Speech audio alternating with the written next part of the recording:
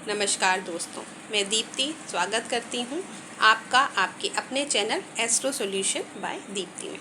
जी हाँ, आज हम बात करने वाले हैं प्लैनेट जुपिटर के बारे में, यानी गुरु बृहस्पति के बारे में।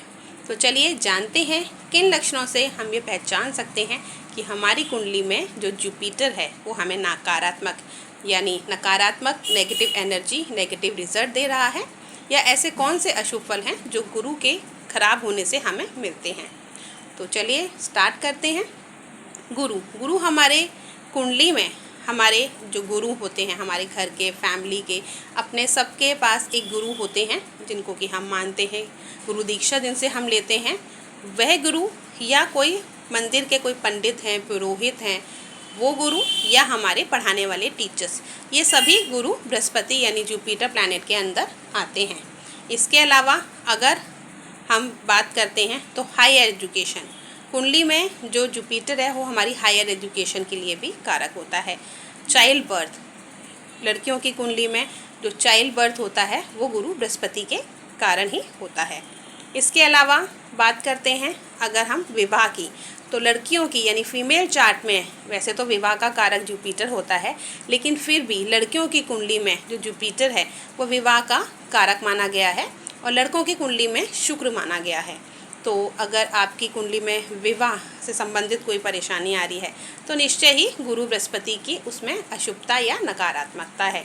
ये आपके गुरुओं से जो आपको बातें कही जाती हैं आप उसको फॉलो नहीं करते हैं, क्योंकि जुपिटर जो है वो हमारे ट्रेडिशंस होते हैं, हमारा रिलीजन, हमारा धर्म, हमारे रीति रिवाज, ये सब गुरु बृहस्पति यानी जुपिटर से देखे जाते हैं। तो ऐसे लोग जो कि आसानी से धर्म, रीति रिवाजों को नहीं मानते हैं, तो कहीं ना कहीं उनकी कुंडली में गुरु जो है वो नकारात्मक है, अशुभ ग्रहों से दृष्टिगत है, इसीलिए वो इस तरीके की बातों को नहीं मानते हैं।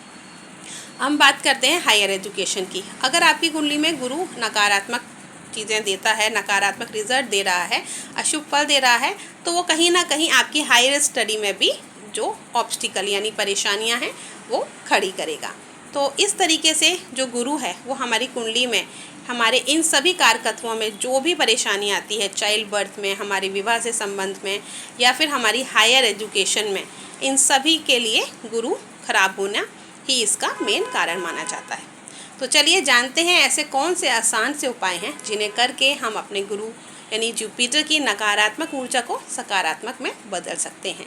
सबसे पहला आसान और बहुत ही अचूक उपाय यही है कि आप अपने गुरुओं का, आपके जो गुरु हैं, आपके जो टीचर्स हैं, आपके घर के जो बड़े बुजुर्ग हैं, मंदिर के कोई पंडित हैं, पुरोहित हैं, आप उन सबके पैरों को छूइए, यानी चरण स्पर्श जो हम कहते हैं, जो हमें प्रणाम करना चाहिए। हमारे गुरुओं को हमें सबसे पहले प्रणाम करना चाहिए, और ऐसा मात्र करने से आपके गुरु की जुपिटर की सकारात्मकता बहुत बढ़ती है और वो बहुत और अच्छे और शुभ फल आपको देना शुरू करते हैं।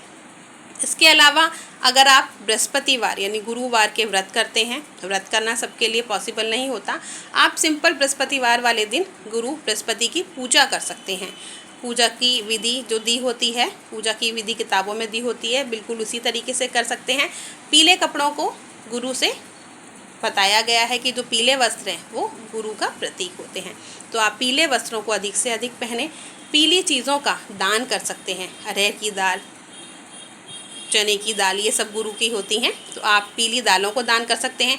पीला कोई भी भोजन हो, कोई भी मिठाई हो, आप दान कर सकते हैं। दान आप किसी ज़रूरतमंद को कर सकते हैं, किसी पंडित या पुरोहित को भी कर सकते हैं।